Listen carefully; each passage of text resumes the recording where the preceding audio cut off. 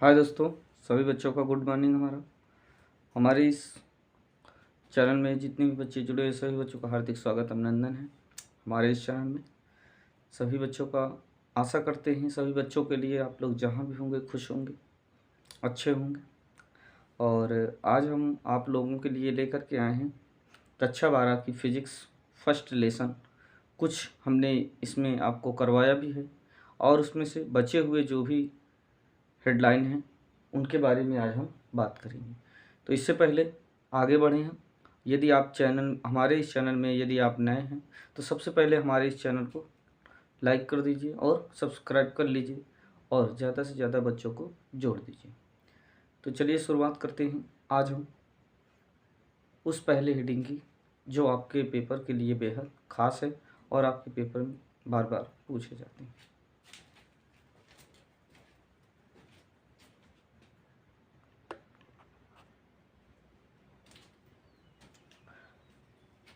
पाठ है वैद्युत क्षेत्र तथा आवेश। ये बहुत महत्वपूर्ण है और आप लोग इसको पढ़ करके भी आए होंगे पीछे वाली क्लास से।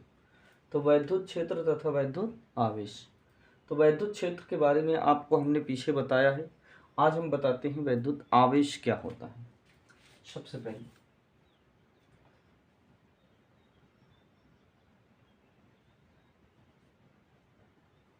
वैद्युत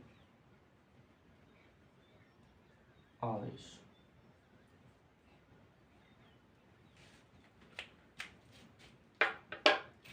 जब हम किसी दो वस्तुओं को आपस में रगड़ते हैं, जैसे मान लीजिए आप पेन ले लीजिए और किसी भी आप ऐसे बालों में या कपड़ों में किसी भी वस्तु में अर्थात दूसरी ही वस्तु में आप ऐसे रगड़ेंगे तो रगड़ने के पश्चात उसमें क्या होता है, छोटे छोटे आवेश के कणों को, छोटे छोटे कणों को उठाने के लिए एक इसमें एक प्रकार का बल उत्पन्न हो जाएगा जिसे हम वैद्युत आवेश कहते हैं। और दूसरी आप वो कर सकते हैं कि किसी भी चालक पदार्थ में बहने वाली धारा और प्रति सेकंड बहने वाली धारा और लगने वाला समय के गुणनफल को वैद्युत आवेश कहते हैं। किसी चालक में प्रति सेकंड बहने वाली धारा और उसमें लगने वाले समय के गुणनफल को वैद्युत आवेश कहते हैं। तो कैसे लिख सकते हैं कि किसी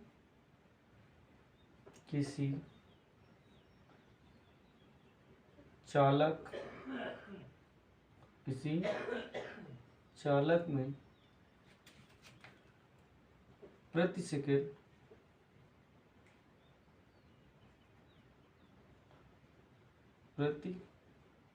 प्रति सेकंड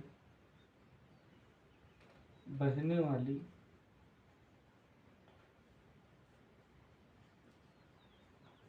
धारा और समय के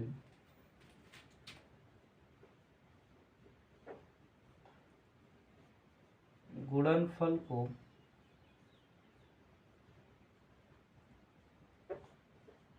वैद्युत आवेश कहते हैं। हमने क्या कहा कि किसी चालक में प्रति सेकंड बहने वाली धारा और समय के गुणनफल को वैद्युत आवेश कहते हैं। इसे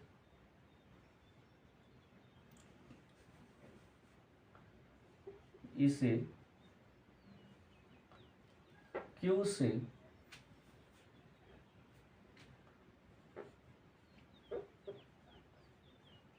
प्रदर्शित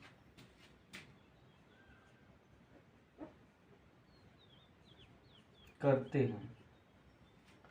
इसका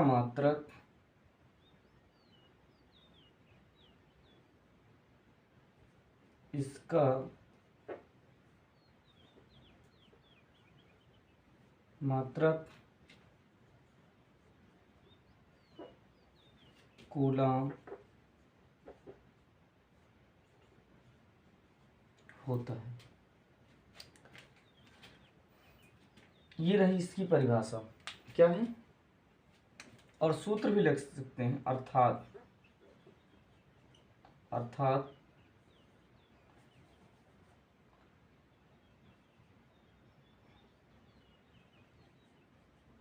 वैद्युत आवेश बराबर समय गुणे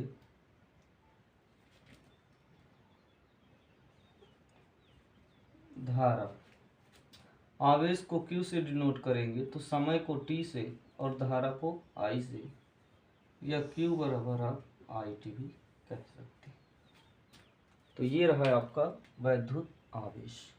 तो इसे आप ध्यान से नोट कर लीजिए और फिर हम आगे की ओर चलते हैं।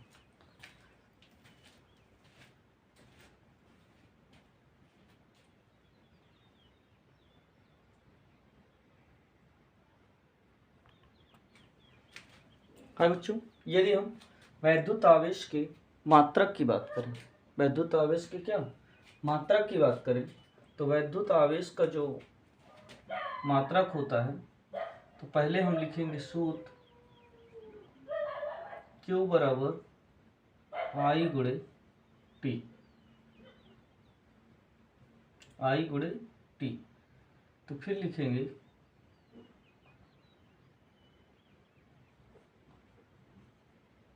आवेश का मात्रक बराबर, यह है धारा, धारा का मात्रक होता है A, मतलब एम्पियर, या आप कह सकते हैं धारा का मात्रक क्या होता है, एम्पियर, एम्पियर। और समय का मात्रक होता है सेकेंड, क्या होता है, सेकेंड। धारा को हम I से लिखते हैं, और तो इसका मात्रक क्या हो जाएगा, एम्पियर, ये हो जाएगा सेकेंड,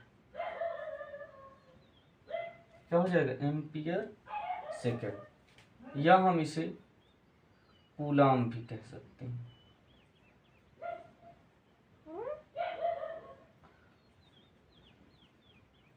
कूलाम बराबर ही एम्पियर सेकेंड होता है, ठीक। तो ये रहा हमारा क्या, आवेश के मात्रा, आवेश का मात्रा क्या निकला, कूलाम। फिर उसके बाद वैद्युत आवेश की बीमा। अगर हम बीमा की बात करें तो ये मात्रक होता है, यहां लिखेंगे Q का मात्रक, वो Q की बीमा, क्योंकि हमें बीमा निकालनी है ना, Q की बीमा बराबर, तो ये होता है एम्पियर सेकंड, एम्पियर की बीमा होती है A, और सेकंड की होती है T। तो मात्रक हम लिख सकते हैं A और ये T। तो Q की बीमा कितनी हो गई, A और T। इस प्रकार से हम लिख सकते हैं। इसे आप नोट कर लीजिए, फिर हम आगे की ओर बढ़ते हैं।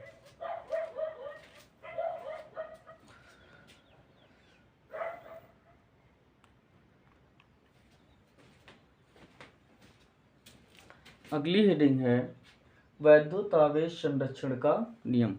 वैद्युत आवेश संरक्षण का नियम क्या कहता है कि किसी भी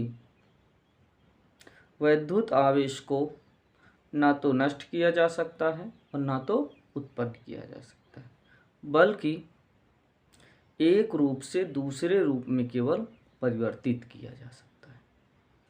वैद्युत आवेश क्या होता है, वैद्युत आवेश को ना तो उत्पन्न किया जा सकता है और ना ही नष्ट किया जा सकता है, बल्कि एक रूप से दूसरे रूप में वैद्युत आवेश को परिवर्तित किया जा सकता है।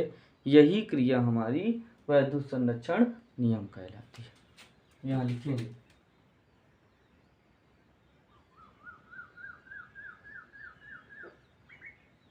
वैद्युत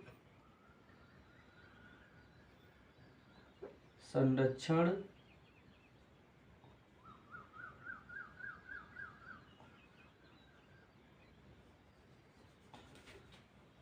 वैद्युत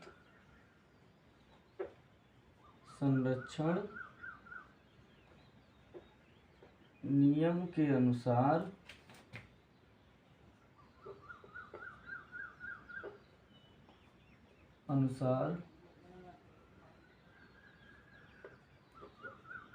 वैद्युत आवेश को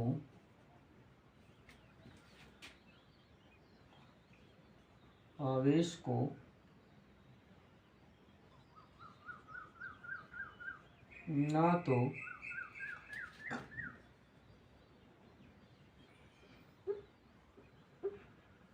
उत्पन्न किया जा सकता है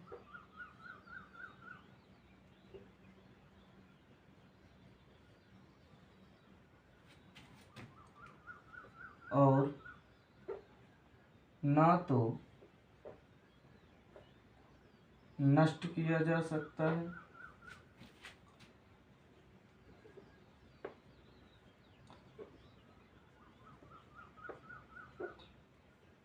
देखिए, ना तो उत्पन्न किया जा सकता है और ना तो नष्ट किया जा सकता है,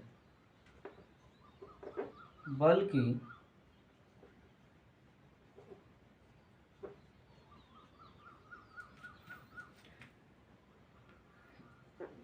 एक रूप से दूसरे रूप में परिवर्तित किया जा सकता है।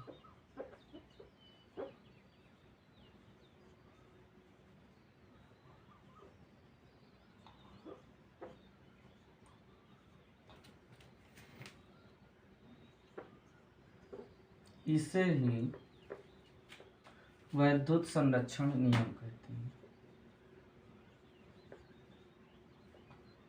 वैद्युत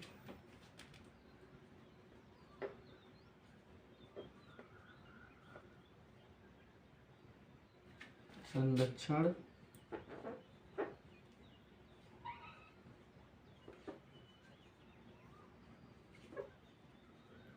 नियम कहते हैं। हमने आपको बताया कि वैद्युत संरक्षण नियम क्या है, कि वैद्युत संरक्षण नियम के अनुसार वैद्युत आवेश को ना तो उत्पन्न किया जा सकता है और ना तो नष्ट किया जा सकता है, बल्कि एक रूप से दूसरे रूप में परिवर्तित किया जा सकता है। इसे वैद्युत संरक्षण नियम कहते हैं।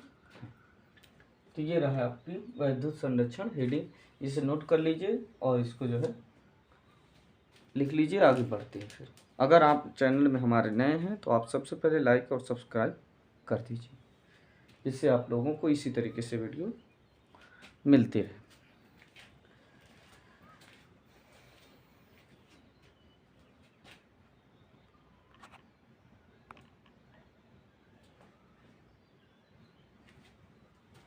हाँ दोस्तों, अगली हेडिंग है मूल आवेश। आखिर मूल आवेश कहते किसे? किसी भी कण में, ध्यान देना, किसी भी कण में वह न्यूनतम आवेश जितना उसमें उपस्थित होता है।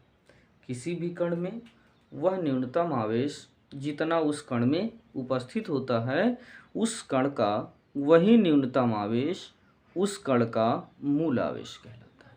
फिर से सुन लीजिए, किसी भी कण में उपस्थित वह न्यूनतम आवेश होता है जो उसमें उपस्थित होता है, उसे ही उस कण का न्यूनतम मूल आवेश कहते हैं। फिर से सुन लीजिए भाई, चलिए लिखते हैं।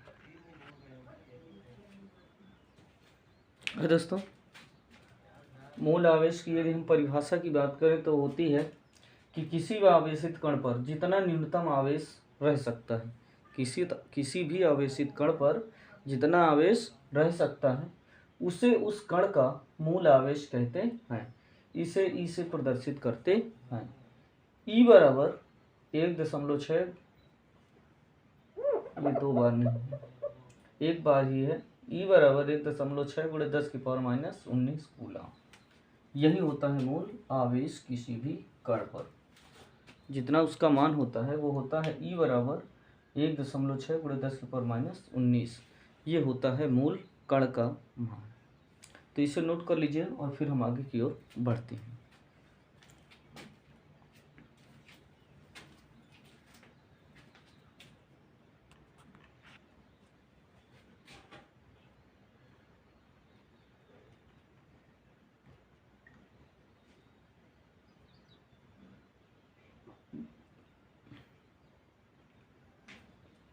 ध्यान देना।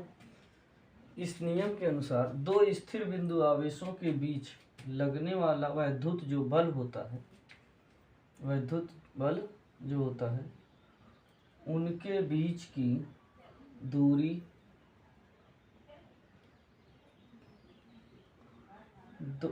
इस नियम के अनुसार दो स्थिर बिंदु आवेशों के बीच लगने वाला आकर्षण तथा प्रतिकर्षण बल उनके गुणनफल, ध्यान देना,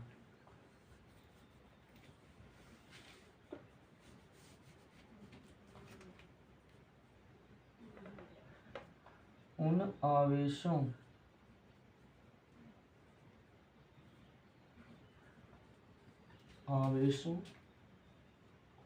के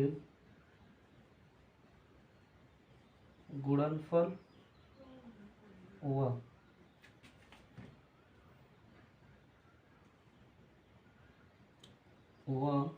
आवेशों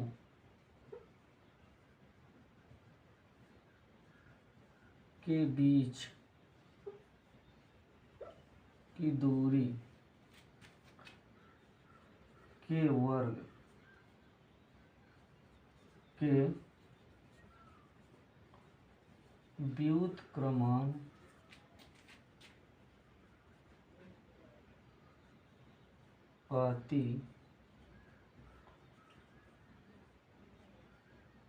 होता है। इसे F से प्रदर्शित करते हैं।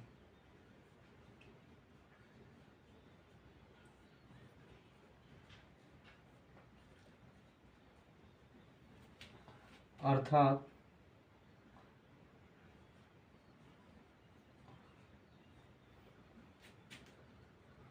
F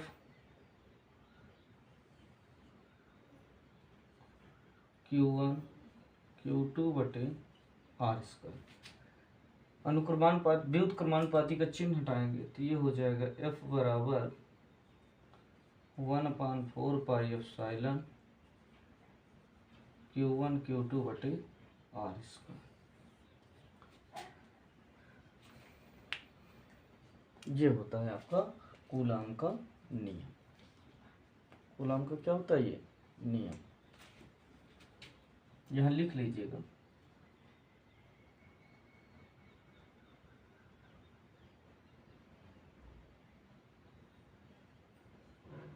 यदि दो स्थिर आवेश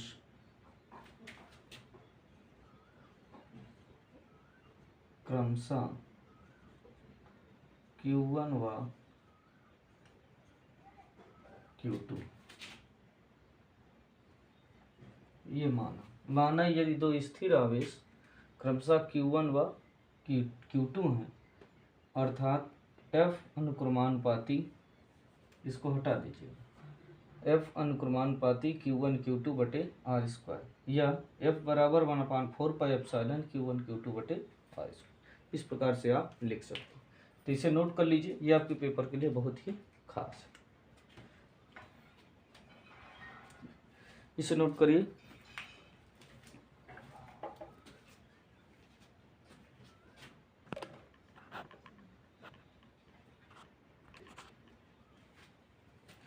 तो आज के लिए इतना ही रखते हैं, और अगले दिन फिर हम आप लोगों के लिए लेकर के आएंगे इसी लेसन से संबंधित कुछ परिभाषाएं जो आपके लिए बेहद महत्वपूर्ण है। तो आज के लिए इतना ही। जय हिंद, जय भारत। जाते जाते आप लोग, अगर आप इस चैनल में नए हैं तो सबसे पहले चैनल को सब्सक्राइब कर लीजिए और ज़्यादा से ज़्यादा बच्चों तक शेयर कर दीजिए, क्योंकि इसमें कोई फीस नहीं लगती और फ्री में क्लास आपको पढ़ाई जाती है। जय हिंद, जय भारत।